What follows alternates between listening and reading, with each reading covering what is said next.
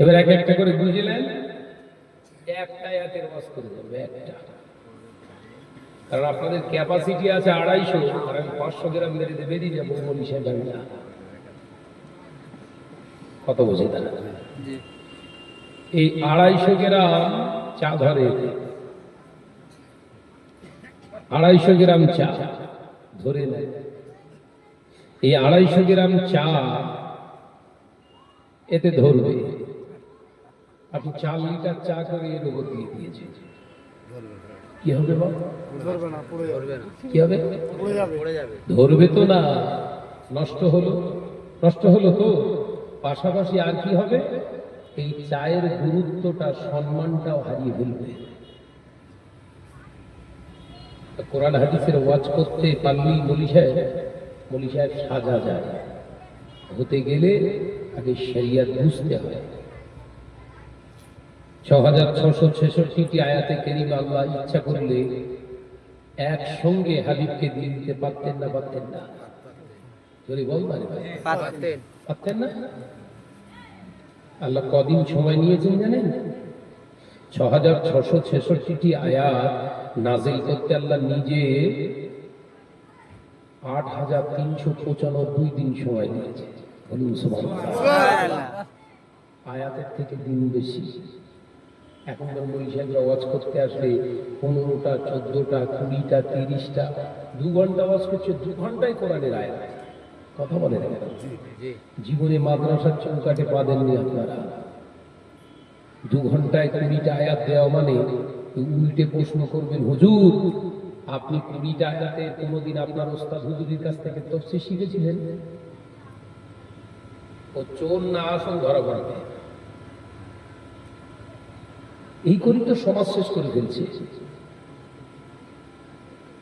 একজন মাওলানা পাশ করতে গেলে, টাইটেল পাশ করতে গেলে কিছু কম হলেও, যদি তাবলীগ জামাতের মাদ্রাসায় পড়া হয় 12 বছর। কত বছর? 12 বছর। আর সরকারিভাবে কোর্স কমপ্লিট করতে গেলে 16 বছর। যেমন আমি 16 বছর পড়াশোনা করতে যাব। দেবু ঘর থেকে একদিন বেরিয়ে আসবো, একদিনই মাওলানা পাশ করে ঘরে চলে আসার দরকার ছিল।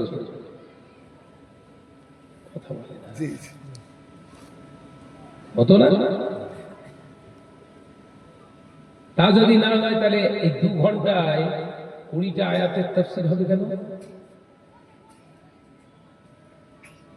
মানুষগুলোকে ভুল বোঝাচ্ছ, জাহির করছো। হাম সব জানতা হ্যায়, জাহির করছো।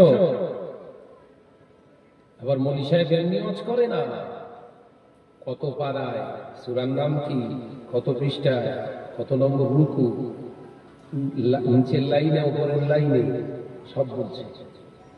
আর ওটা বললি নেকি বাড়ে, ওইটা বললি নেকি বাড়ে নাকি? না, তাও বলছে, কারণ নিজের একটা ডিমান্ড তৈরি হবে সমাজে। আমারে কণ্ঠে তুমি তোমারই বাণী দিয়েছ, মুখের দেরাজ তুমি তোমারই স্থান দিয়েছ। লা ইলাহা ইল্লাল্লাহ। মাশাআল্লাহ, মাশাআল্লাহ। প্রাণ খুলে পড়ি, লা ইলাহা ইল্লাল্লাহ। আকাশেতে যত দেখি শত তারা, তোমার তাসবিতে আত্মহারা। আকাশেতে যত দেখি শত তারা, তোমার জিকিরে আত্মহারা। তুমি যে রহমান, তুমি যে দয়াবান, তুমি যে রহমান, তুমি যে দয়াবান। করুণা সারা পৃথিবীময়, এত ভালোবাসো কেন মালিক আমার? আর একটু জোরে হয় না, আর একটু চিল্লা হয় না। নারায়ে তাকবীর, নারায়ে তাকবীর। আমারে কণ্ঠে তুমি তোমারই বাণী দিয়েছ, মুখের দেরাজ তুমি তোমারই স্থান দিয়েছো। এত ভালোবাসো কেন মালিক আমার, কি করে শুকর করি আমি তোমার, কি করে শুকর করি আমি তোমার। লা ইলাহা ইল্লাল্লাহ। আজ নসিহত জলসা মাহফিল মুসলিম সমাজে কম হচ্ছে না বাবা, প্রচুর জলসা মাহফিল হচ্ছে। সমস্ত আকায়েদের মানুষরা এখন জলসা করছে। জলসা মাহফিল কেবলমাত্র ফুরফুর শরীফের আকাবিরা করতেন। এই জলসা বাংলার জমিনে এই বৈঠকের প্রচলন ঘটিয়েছিলেন কে? মুজাদ্দিদুজ্জামান দাদা পীর সাহেব কেবলা রাহমাতুল্লাহ আলাইহি। এখন তাবলীগ জামাত বলেন, দেহবন্দি বলেন, লামাজাবি বলেন, সালাফি বলেন, আজানগাছি বলেন, গাঁমারি বলেন, খানকাপাটি বলেন, সব জলসা দিচ্ছে। কথা ঠিক না ভুল? জোরে বলে। ভালো জিনিস। মুজাদ্দিদুজ্জামান আমির শরিয়াত আলা হযরত দাদা পীর সাহেব কেবলা এই জলসার মাধ্যমে দ্বীনের কথা মানুষের কাছে শুনিয়ে শুনিয়ে ঈমান হারা মানুষগুলোকে ঈমানের জায়গায় দাঁড় করিয়েছিলেন। বলুন সুবহানাল্লাহ। আজকে এত জলসা মাহফিল এলাকায় হচ্ছে, আলেম ওলামা বাড়ছে, সব আকায়েদের মানুষরা জলসা দিচ্ছে। এক একটা গ্রামে 10টা 15টা করে জলসা। বলেন ঠিক না বুঝলে? বলেন। এত জলসা মাহফিল হচ্ছে, শুধু তাই নয়, এলাকায় মাদ্রাসা তৈরি করার কম্পিটিশন চলছে। কে কত বড় মাদ্রাসা চালাতে পারে, কে কটা মাদ্রাসা চালাতে পারে, প্রতিযোগিতা চলছে। কথা ঠিক না বুঝলে? বলে। ভালো জিনিস তো। আগে 2-10টা 2-4টে গ্রাম মিলে একটা হাজি পাওয়া যেত না। এখন সব গ্রামে গ্রামে 2-10টা করে হাজি তৈরি হয়ে গেছে। কথা ঠিক না বুঝলে? বলে। উমরাকারী হয়ে গেছে, 20টা 25টা করে উমরাকারী এক একটা পাড়ায় 2-4টা করে উমরাকারী হাজি সাহেব তৈরি হয়ে গেছে। আগে দাড়িওয়ালা টুপিওয়ালা পাওয়া যেত না, এখন মাশাআল্লাহ দাড়িওয়ালা টুপিওয়ালাও প্রচুর। জওয়ান যুবক ছেলেরা সব দাড়ি রাখছে। কথা ঠিক না ভুল? জোরে বলে। আগে মুরব্বীরাই শুধু দাড়ি রাখতেন, এখন সব জওয়ান ছেলেরা সব দাড়ি রাখছে, নামাজ পড়ছে। এলাকায় মসজিদ ওই রকম হচ্ছে ঘন ঘন। কথা ঠিক না বুঝে বলে।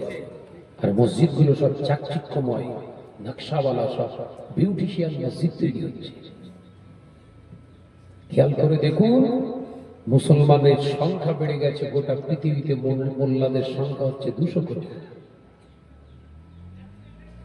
মুসলমান কত? 200 কোটি। 57 কান্ট্রিজ অফ মুসলিম। 57টা এককভাবে মোল্লাদের দেশ আছে। মুসলিম দেশ কটা? 57টা এককভাবে। গোটা পৃথিবীতে 224টা দেশ আছে। তার ভিতরে ইসলাম ধর্ম অবলম্বী প্রত্যেকটা দেশ, যেসব দেশে ইসলাম চলছে, 187টা দেশে ইসলাম পৌঁছে গেছে। বলুন সুবহানাল্লাহ। গোটা পৃথিবীতে প্রায় 200 কোটি মোল্লা, 57টা দেশ শুধু মোল্লাদের। শুধু তাই নয়, গোটা পৃথিবীতে ইকোনমিক, অর্থনৈতিক পরিকাঠামো ডিফেন্ড করে সম্পূর্ণ মোল্লাদের দেশের উপরে। একবার জোরে বলুন। ইরানকে লেবে লেবে করছে, চতুর্দিক থেকে ঘিরে ফেলেছে ইরানকে। টার্গেট কি? ইরানে যা তেল সমৃদ্ধ আছে, ইরানে যা তেলের খনি আছে, কারো ধারে কাছে, কারো আপনার গিয়ে হাত পাততে হবে না ওদেরকে। ইরানের টাকার একদম দাম নেই। $1 ইরানি টাকা হচ্ছে 15 লক্ষ টাকা। আমাদের আমেরিকার $1 সমান আমাদের ইন্ডিয়ান টাকা হচ্ছে 91 টাকা। কত বললাম? 91 টাকা। তাদের জিডিপি এতটাই খারাপ করে রেখে দিয়েছে, তারপরও স্ট্রং, এতটাই স্ট্রং। ইসরায়েল সেনারা তাদের সঙ্গে যুদ্ধ করবে বলে পাকাও মেরেছিল। আমেরিকার ইসরায়েল মিলে 12 দিনে ঠান্ডা করে দিয়েছে ইসরায়েলকে। কথা বুঝাতে পারছি না, লেজ গুটিয়ে পালিয়ে গেছে, সিলিন্ডার রেখেছে। আন্নায় আন্নায় মুসলমান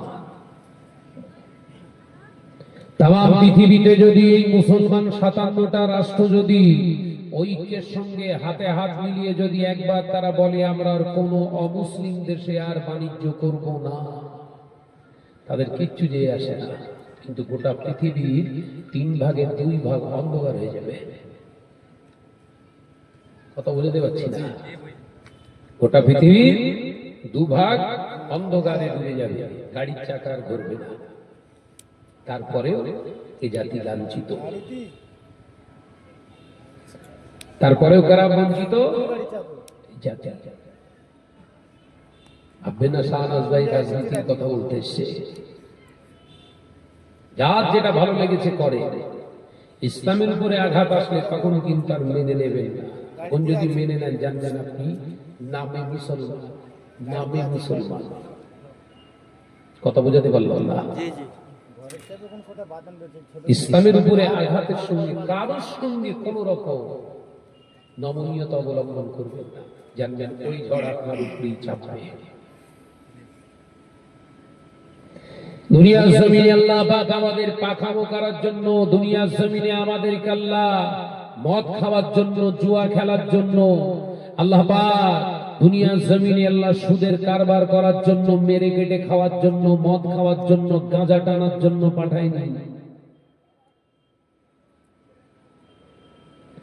দুনিয়ার জমিনে আল্লাহ পাক আমাদেরকে জিনা ব্যভিচার করার জন্য, পরকিয়া করার জন্য পাঠায়নি। বাপ আল্লাহ কোরআনে জানিয়ে দিলেন, ওমা খালাকতুল জিন্না ওয়াল ইনসা ইল্লা লিয়াবুদুন, আমি জিন এবং ইনসানকে সৃষ্টি করেছি অনলি ফর প্রেয়ার, মি, কেবলমাত্র আমার ইবাদত বান্দেগীর জন্য। জোরে বলবেন না সুবহানাল্লাহ।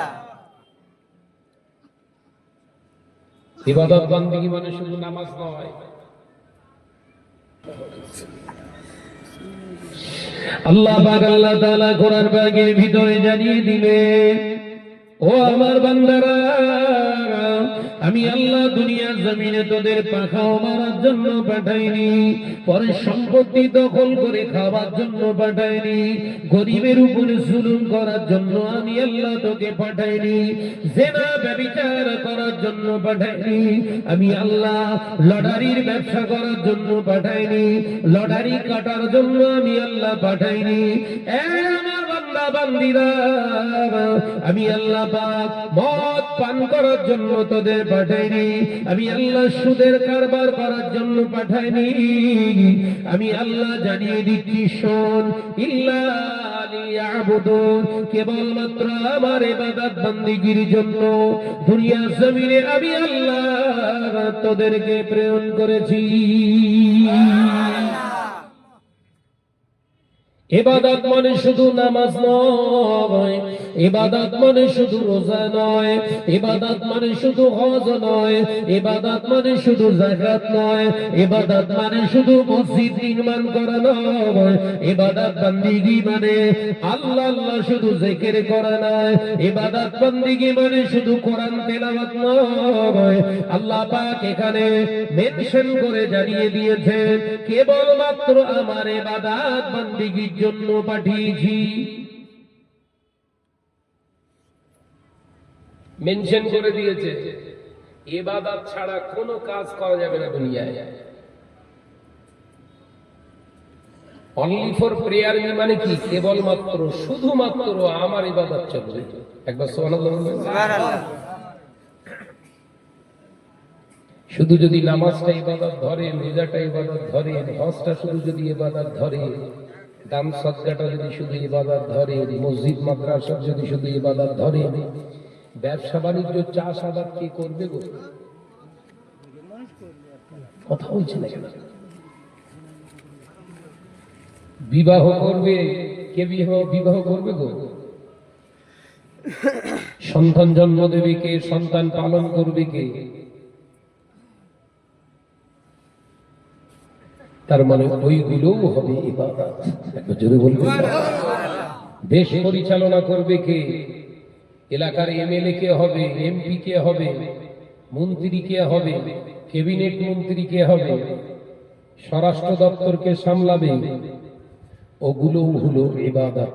একবার জোরে বলুন। শর্ত আছে না?